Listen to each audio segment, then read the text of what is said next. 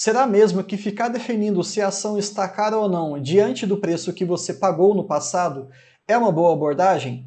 Bom, hoje a gente vai conversar sobre o viés de ancoragem, uma das maiores armadilhas que você, investidor, pode estar caindo e não está percebendo. Para que a gente consiga ter um bom respaldo nesse vídeo, eu vou utilizar uma tese de mestrado da USP que foi apresentado no finalzinho de 2022. Ou seja, é um artigo bem recente e extremamente robusto. Vamos começar então?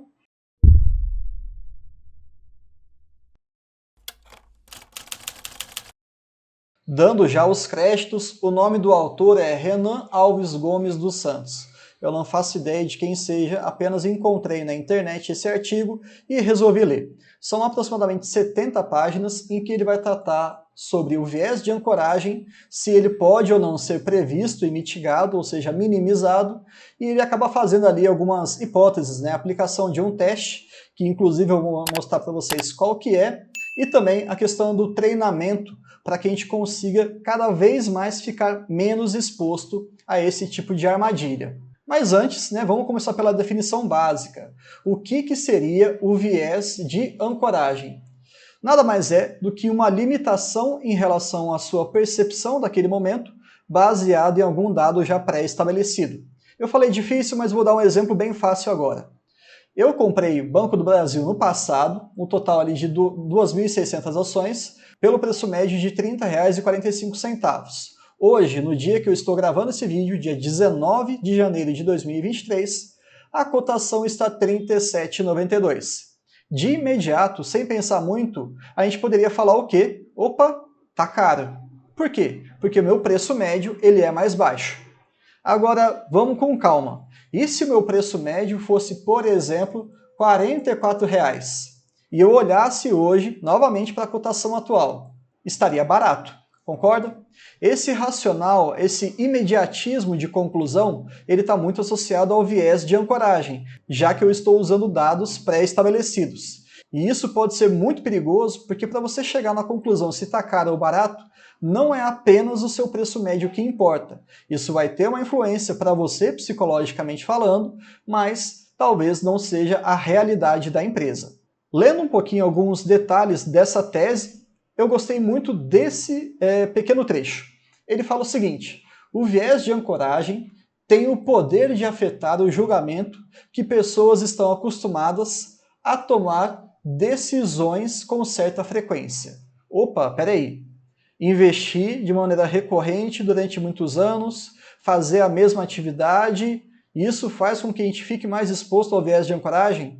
Então, mais um motivo para você acompanhar esse vídeo até o final. Sim, ele tem uma grande validade, justamente porque esses dois grupos de pesquisadores, também é uma conclusão recente, 2020 e 2019, eles inferem que sim, o viés de ancoragem ele pode estar mais propício a acontecer com investidores em ações. Porém, vamos tentar aqui trazer um dado bem interessante que vocês vão entender essa diferença de pensamento. Aquele mais imediato e aquele um pouquinho mais analítico, mais processado, com um pouco mais de calma. Eu vou ler apenas uma dessas perguntas, é um teste bem conhecido, já antigo, tem acho que mais de 20 anos, é o teste do reflexo cognitivo. E vocês vão perceber como que é fácil que a nossa cabeça acabe se enganando, né, acabe enganando a nossa interpretação. Um taco e uma bola custam R$ 1,10. O taco custa R$ 1 a mais do que a bola. Quanto custa a bola? De uma maneira imediata, sem pensar, a gente poderia pensar em 10 centavos. Bom, 1 mais 1,10 dá o total de 1,10, que é a informação inicial que ele trouxe. Só que essa resposta está errada. Você parando um minutinho, tentando deixar a poeira baixar e olhando com calma as informações, você enxerga o erro que você está caindo. Tanto que essa é uma resposta intuitiva, e muitas vezes a nossa intuição ela pode estar certa e até acaba salvando a gente. Mas em outros casos ela pode acabar colocando a gente em alguma situação de risco. A resposta correta, na realidade, são 5 centavos. Bom, se a bola custa 5 centavos, o taco custa R$ 1 a mais, que é a informação que ele trouxe para a gente. Então a bola 5 centavos e o taco R$ 1,05. Concluindo, R$ 1,05 mais 5 centavos, R$ 1,10, que é a informação que foi dada na primeira linha. Se vocês quiserem, vocês podem fazer Se vocês estiverem afim, podem pausar o vídeo e tentar resolver essas outras duas questões. No próprio trabalho feito pelo Renan, ele coloca o teste inteiro, são, se eu não me engano, quase 20 questões muito bacanas de raciocínio lógico. Mas vamos voltar agora para o nosso objetivo principal. Então perceba, existe um livro não tão novo, mas também não tão velho, em que ele fala sobre o seguinte: rápido e devagar. É o título dele, inclusive se vocês quiserem posso fazer um breve resumo em outro vídeo, é só deixar aqui nos comentários. Ele separa o nosso racional, a nossa forma de organizar o pensamento, em dois grupos. Aquele 1, mais imediato, e o 2, aquele mais lento, com um pouco mais de rigor nas informações. Quando a gente vai investir, a gente sempre tem que lembrar que as nossas decisões, por mais que nós queiramos, por mais que nós desejemos que seja puramente racional, sempre a gente vai estar exposto à emoção. Então, emoção e razão não tem como você separar completamente, mas você consegue, uma vez identificado essa influência de cada um deles, você consegue pesar com mais calma. E a ideia, então, desse livro, Rápido e Devagar, é mostrar para você essas diferenças e ir trabalhando alguns vieses comportamentais. A título de curiosidade, se você estiver gostando desse vídeo, deixa aqui no comentário alguma sugestão de algum outro viés que você queira que eu aborde. Por exemplo, um que é muito famoso é o tal do viés de confirmação. Ele é muito aplicado também nas finanças, nos investimentos, pensando aí no mercado de ações.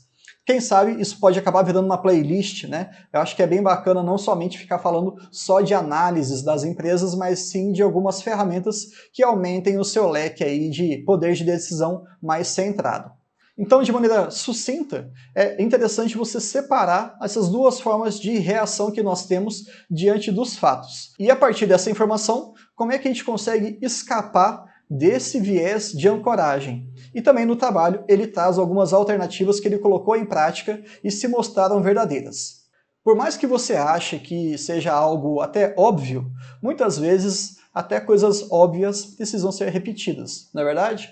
Então, uma das primeiras dicas, entre aspas, é deixar o indivíduo ciente da existência do viés de ancoragem. Então eu já estou fazendo isso com você. Pronto, uma das etapas está concluída. 2. Fazê-lo saber em quais condições esse viés poderia impactar as suas decisões rotineiras. Sim, se você segue o jeito Barsi de investir, provavelmente você acaba investindo praticamente todos os meses. É uma atividade rotineira, então esse momento, no momento do aporte, de tomar aquela decisão de qual empresa você vai aumentar a sua quantidade de ações, é o momento ideal para você ficar atento em relação ao viés de ancoragem. Terceira dica: estimular o sujeito a entender como identificar situações em que a decisão fosse impactada pelo viés. Olha só que bacana isso. Será que realmente Banco do Brasil a R$ 37,00 está caro? Vamos supor que aquele seu aporte seja o primeiro que você vai fazer na sua vida. E essa pode ser uma das ferramentas que eu estou te dando como a mais. Ignore o seu histórico naquela empresa enquanto aportes. Eu quero que você tente olhar naquela cotação se ela representa ou não o que a empresa efetivamente vale e também qual é a perspectiva que ela vai trazer para o seu futuro. Não fique apenas preso no seu preço médio. Considere, sem dúvida nenhuma, mas não no primeiro momento. Olhe para aquela cotação e fale, pera, qual que é o DPA projetivo de acordo com a plataforma do AGF para o ano de 2023? Inclusive, eu vou deixar o link aqui para vocês, caso você queira testar durante 30 dias de graça. Se não gostar, é só sair da plataforma e vida que segue. Baseado em outro fato também importante, peraí, saiu o guidance do Banco do Brasil, geralmente é segunda semana de fevereiro, inclusive faremos vídeo aqui. Eu consigo desenhar qual que vai ser o dividendo que o acionista vai receber? Sim, tem até vídeo em que eu ensino vocês a fazer isso. É só você clicar no vídeo aqui em cima que eu deixei como sugestão. Então trabalhe alguns números, tente enxergar se realmente aquele valor ele é interessante. Inevitavelmente, isso eu falo mesmo sem experiência pelo tempo, inevitavelmente, com o tempo você tende a pagar mais caro pelas suas ações. Por N motivos, seja por uma correção de inflação, seja por um crescimento da empresa em si, afinal de contas, até um banco que tem 200 anos continua crescendo, quem somos nós para tentar separar a empresa de dividendo, empresa de crescimento? Não, no Brasil todas crescem, né? Então vamos simplificar aqui a nossa conversa. Outro ponto também importante para você considerar é, já viu o histórico dela, ela se compromete de acordo com o seu guidance e também ela tem uma boa perspectiva para o ano de 2023. Uma análise histórica, uma análise mais projetiva e também alguns dados conjunturais, a política, as pessoas que foram selecionadas e etc. R$ 37,00 é um bom valor? Percebeu que essa análise ela é muito mais robusta do que simplesmente olhar para a sua cotação, em que você pagou no passado, aquele seu preço médio, e falar, ah, tá caro, tá barato, vou comprar ou eu não vou comprar. Tenha mais rigor com as suas decisões. E uma última etapa, ele cita aqui, que é apresentar técnicas de desenviesamento. Mas o que seria isso? Vamos lá. 3 subitens.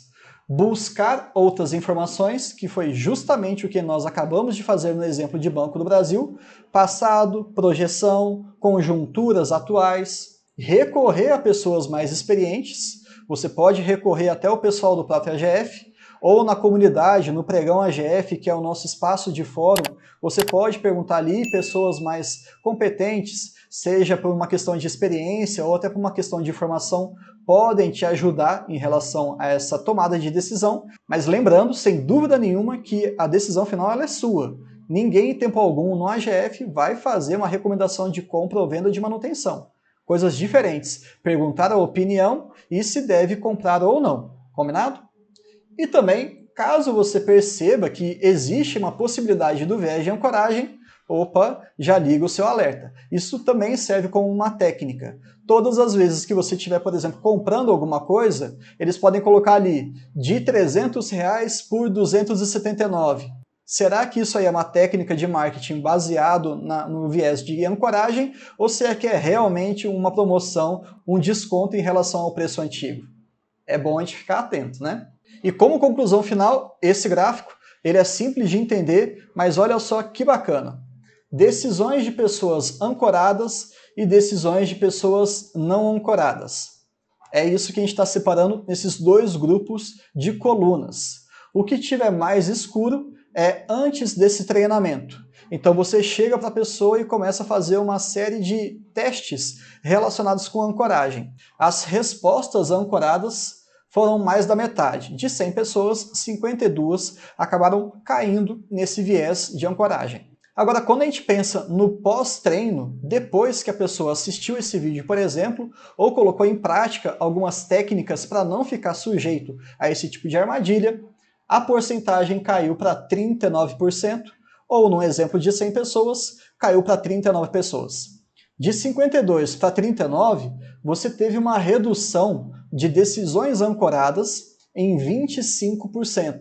E isso é extremamente relevante. Sem dúvida nenhuma, entender sobre esse conceito e divulgar com as pessoas que ainda não conhecem sobre isso, discutir com elas, mandar esse vídeo para que eles possam assistir, é algo que vai fazer a diferença, querendo ou não. E por que eu estou falando isso? Porque isso foi estudado com técnica, com metodologia, com análise, por pessoas responsáveis e criteriosas. Sim, é um fato.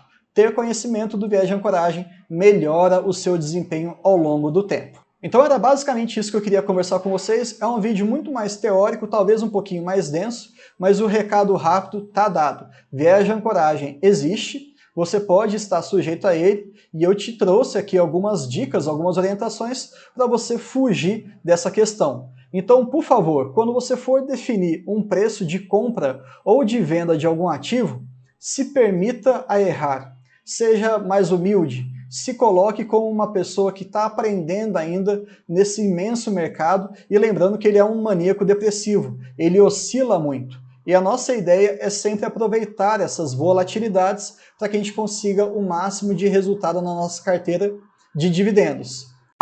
Ô ambulância! Vai, mora mesmo perto da área hospitalar. É ali, ó. Eu tentei ignorar, mas... Portanto, de uma maneira bem geral, não fique preso a um valor de, por exemplo, R$ 33,50 eu vou começar a comprar Banco do Brasil. Não está nada de errado, tá? É interessante sim ter um norte. Mas por que não falar assim? A partir de R$ 33,50 eu começo a comprar um pouco.